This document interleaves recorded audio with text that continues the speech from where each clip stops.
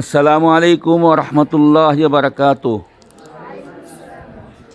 আলহামদুলিল্লাহ, মাদ্রাসাতুর Rahman Al Arabiya, সর্দাবাড়ি, Dakshinkhan, Uttara, Dhaka. এই মাদ্রাসার হিফজ বিভাগের খতমি বিভাগ, যার জিম্মাদার হাফেজ নাজিমউদ্দিন সাহেব, আজ 1447 হিজরি মোতাবেক 2026 বেফাক বোর্ড পরীক্ষা দেওয়ার জন্য বের হচ্ছেন। কতজন পরীক্ষা দিচ্ছে? 45 জন।